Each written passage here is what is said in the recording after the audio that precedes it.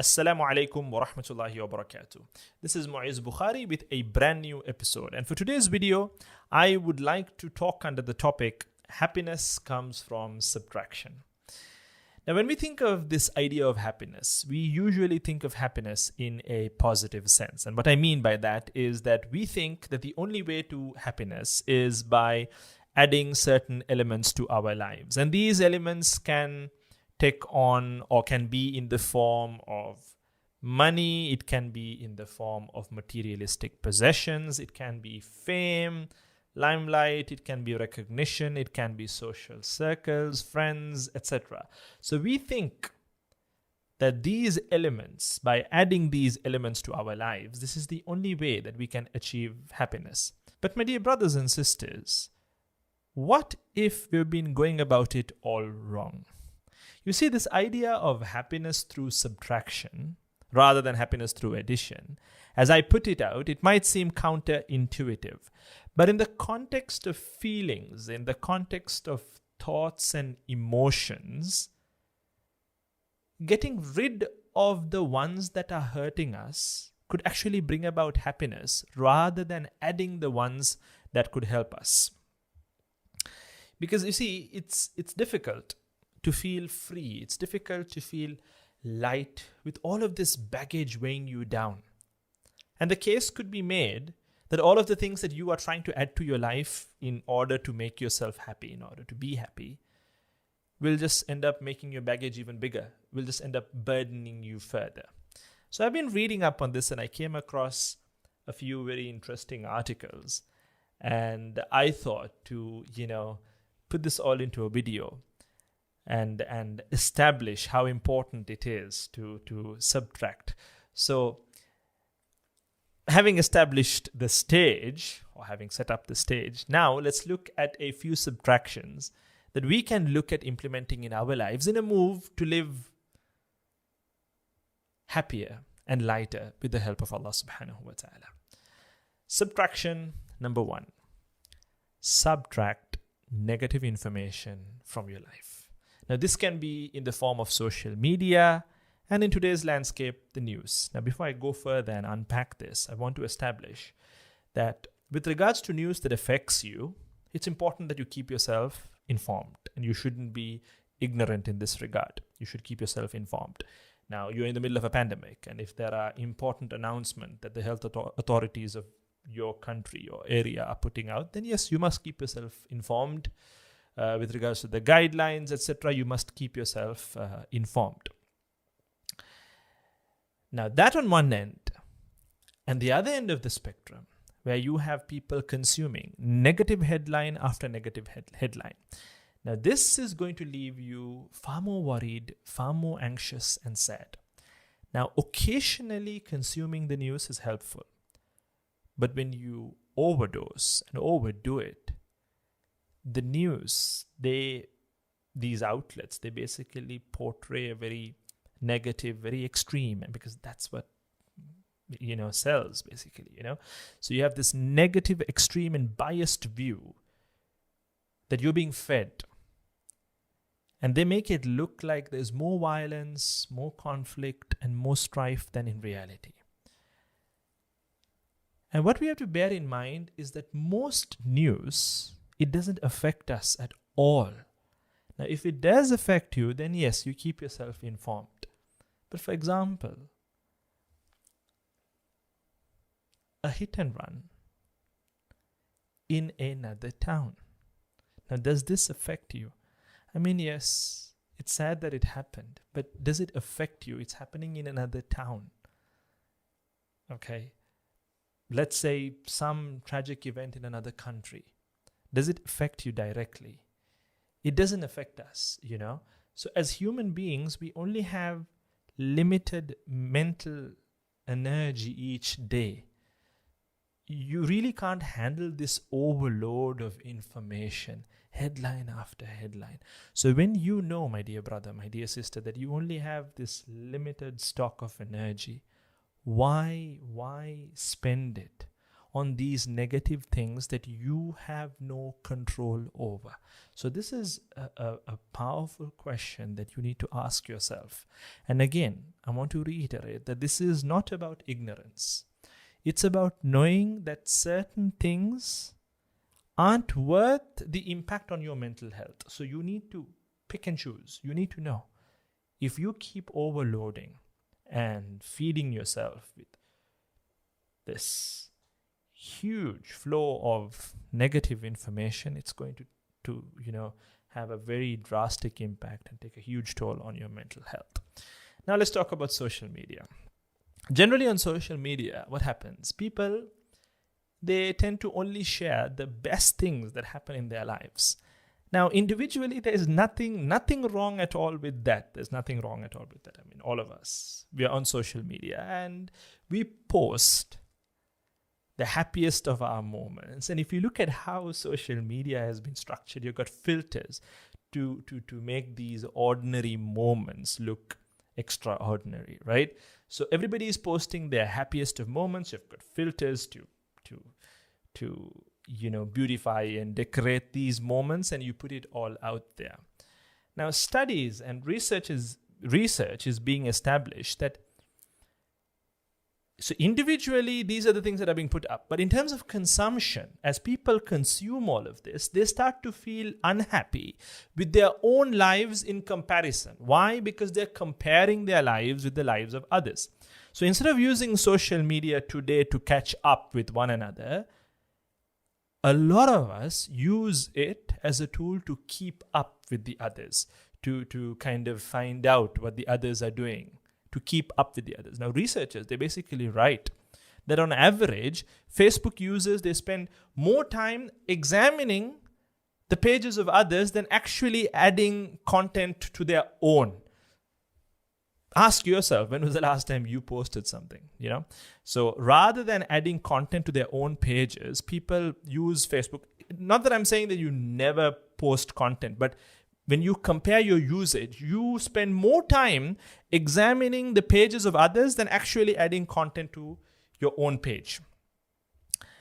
And researchers also go on to write that all these social media sites, their most frequent visitors are people who use the sites for social surveillance.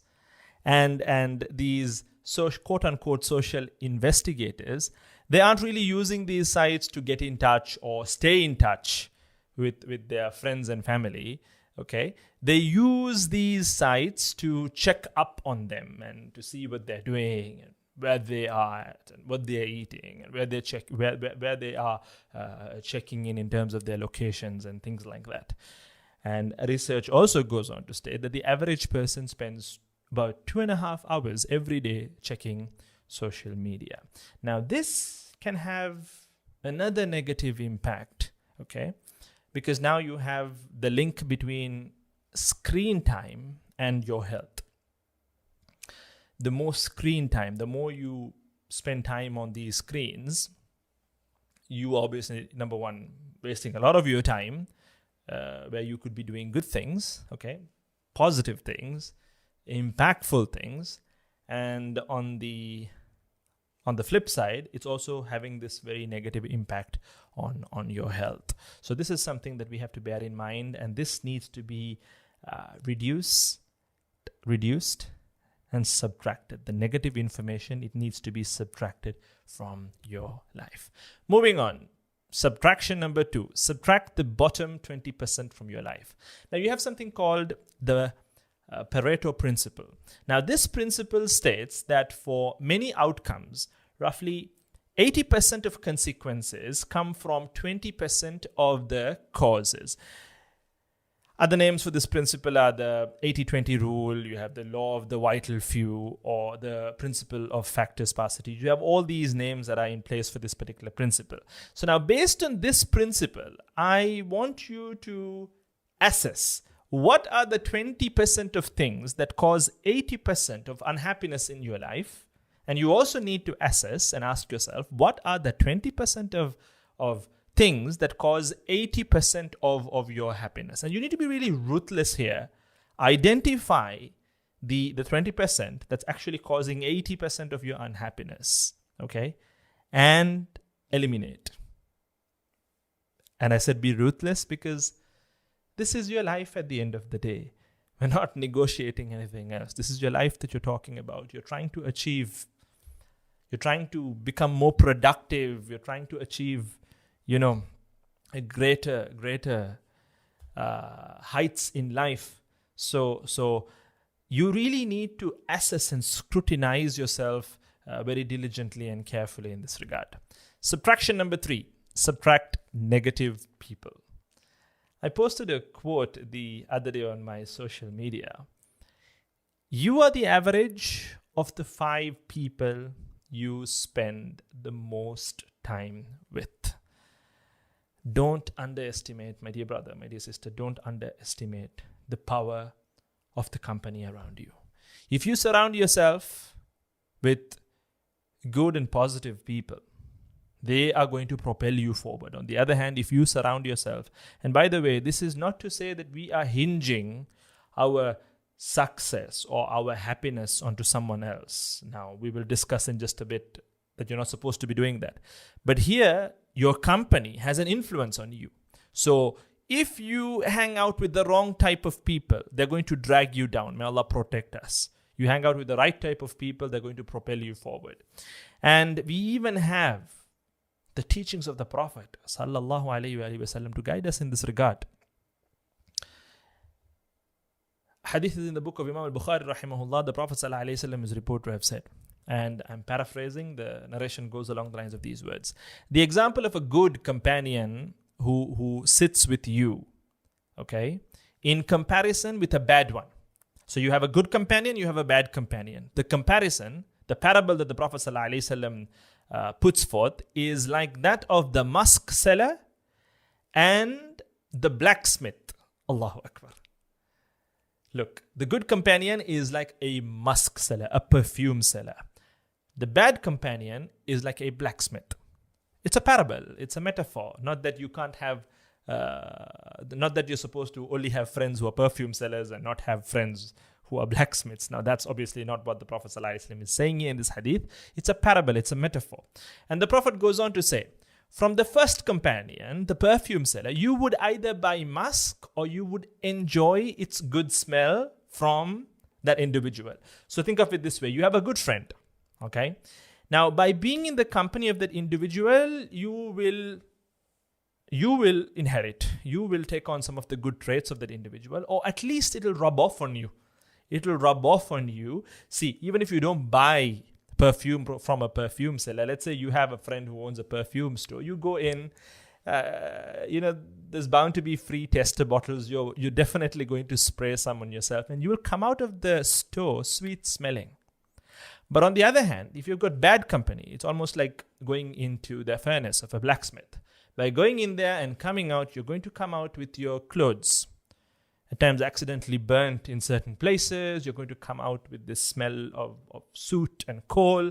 So this is the comparison given to a bad companion. If you hang out with the wrong type of people, you will eventually get your clothes burnt. You will eventually come out smelling full of soot and coal. There's this nasty smell that comes. May Allah subhanahu wa ta'ala protect all of us, and may He help us to maintain right and positive company. Moving on to the next subtraction. So I think I'm at subtraction number 4 now. Subtract, my dear brother, my dear sister, subtract the desire to prove yourself. Now let me establish something. There's nothing wrong with having ambitious goals. Ulubul himma, as the Prophet ﷺ and as our deen teaches us, we're supposed to have high aspirations. We're supposed to dream big. We're supposed to have lofty intentions. Yes, there's nothing wrong with this at all. But what we're trying to establish here is that these goals, these lofty ambitions, should not be pursued in order to prove to others, in order to prove something to others. And more importantly, it shouldn't be done to prove even to yourself. You see, today, ask yourself, my dear brother, my dear sister, deep down in the heart of your hearts, Why are you doing this? A lot of us, we do things to prove things to others. We're doing it, you know what? I want to prove them wrong. I want to prove to so-and-so this. I want to prove to so-and-so that. Or I want to prove it to myself. And they go about doing all these things, these lofty things, scaling great heights in this pursuit of proving things to others or themselves. So they are obsessed with proving their self-worth. They are obsessed with validating their existence. They are obsessed with showing off that they are at a certain level. My dear brother, my dear sister, you need to stop trying to be perfect, and you need to stop trying to prove yourself as worthy. You need to do more things for yourself, for happiness, and keep more announcements to yourself. Because you have to understand that when trying to prove to yourself, you're going to be in this constant rat race where you are chasing this standard of perfection.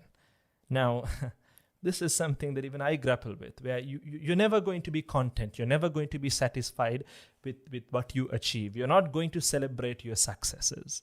You're going to constantly keep grappling with yourself and beating yourself up. I should have done better. I should have done this. I should have done that. And you keep doing this to prove to yourself. If you're not proving it to others, you're doing it to prove to yourself. And you're constantly grappling with the standard of perfection. I'm not happy. I'm not content. I'm not satisfied with what I'm doing. I'm not satisfied with my standard. So this, my dear brother, my dear sister, is going to keep you in this negative abyss, in this negative and dark abyss. So yes, you must have this healthy balance where you have lofty goals ahead of you and you're constantly pursuing those goals, yes. But along with that, you also need to be happy. You need to be content. And you need to be happy with yourself. You need to be able to celebrate your little and small moments of success. This leads to a life full of light and happiness.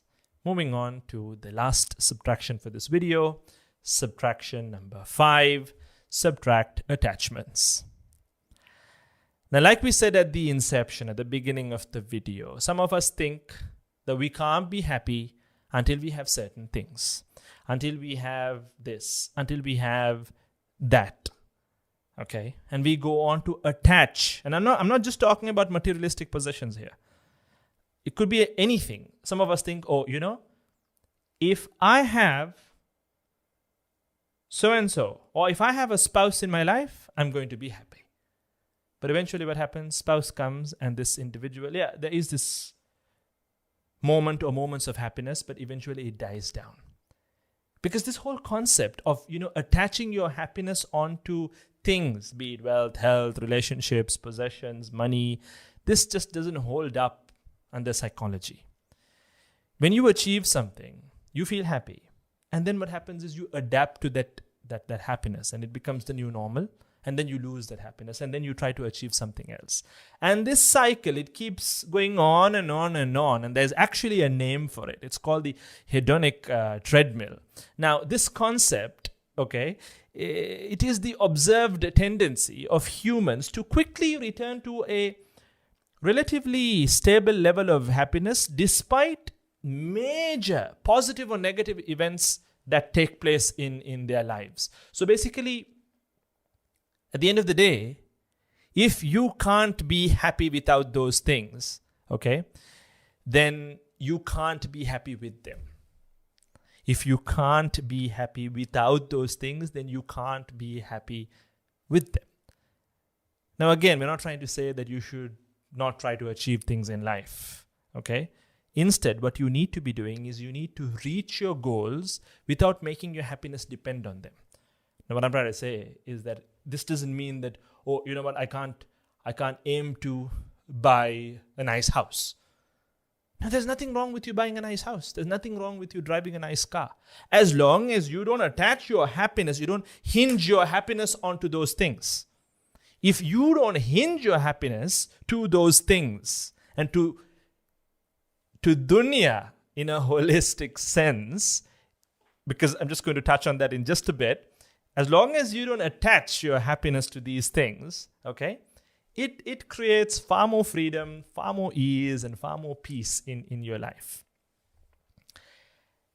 And once you have arrived there to that healthy place, my dear brother, my dear sister, even if you happen to lose what you have, you won't be as devastated because it was never the source of your happiness in the first place. Now, that's a very important point. And this is why you need to condition your mind. You need to work on your mind to arrive at this healthy place. And I'm just going to conclude on this point, that you're not even supposed to attach yourself to life. Now, this is the mindset of a believer. The Qur'an constantly reminds us of what? Death. Kullu nafsin dha'iqatul maut. Every soul shall inevitably taste death. And look at the Prophet ﷺ's words. Akthiru dhikra hadimil ladhat. Make excessive remembrance of the terminator of pleasures, of the destroyer of pleasures. Now, does this mean that Muslims, believers, are basically living in doom and gloom and in this negative abyss of darkness where, they're constantly thinking, I'm going to die tomorrow, so what's the point of even living? That's not the understanding here, my dear brother, my dear sister. Let me give you an example. Think about it this way. If you were given, nobody, is going to get that notice. But if, hypothetically, you were given a notice stating what? That you've got another 1 day to live. 24 hours. One more day. Now let me ask you, how do you think you would spend that 1 day? Would you spend it in doom and gloom? Would you spend it in negativity, just brooding away like a chicken? Or would you want to make the most out of that day? Because you know that this is your last day to live. Would you not want to make the most out of it and make it the most impactful day of your life? Yes, you would. So that is the mindset of a believer, day in and day out. Why? Because you could die the next minute. So basically what our deen teaches us is to make the most out of every second, every minute that we have. Because why? We could die the next minute. So we need to live our lives to the fullest. That's the teaching. Not to live a life of doom and gloom. No, live your life to the fullest. So coming back to what I was establishing earlier on, there's nothing wrong in trying to get a good house or to drive a nice car. No. Allah says, وَابْتَغِ فِي مَا آتَاكَ اللَّهُ الدَّارَ الْآخِرَةَ وَلَا تَنْسَ نَصِيبَكَ مِنَ الدُّنْيَا. That's the balance. Yes, seek the abode of the hereafter. وَلَا تَنْسَ نَصِيبَكَ مِنَ الدُّنْيا. And do not forget about your share of this worldly life. But the crucial point, my dear brother, my dear sister, is do not attach your happiness to these things, because these things are all temporary. They're all going to fade away, including your own life. Including your own life. So subtract these attachments and inshallah, you will live a lighter and happier life. I hope this video was of benefit. And if you found it to be of benefit, do share it so that others can benefit as well. If you haven't subscribed to the channel, do hit the subscribe button so that you are notified. And there's a little bell next to the subscribe button. Hit that as well so that you are notified no sooner a video goes up. And so that you can share the video around as well for others to benefit. And share in on the rewards, inshallah. If we were to impact someone in a positive way, make them smile, lighten their burden, and guide them to living a happier, a more productive life, a life closer to Allah subhanahu wa ta'ala, you're definitely going to share in on the reward, inshallah ta'ala. So all it is going to take is just the hit of a button to subscribe, to share, to like, to make a positive impact. I look forward to talking to you on another video soon, inshallah ta'ala. This is Muiz Bukhary signing off. Wassalamu alaikum wa rahmatullahi wa barakatuh.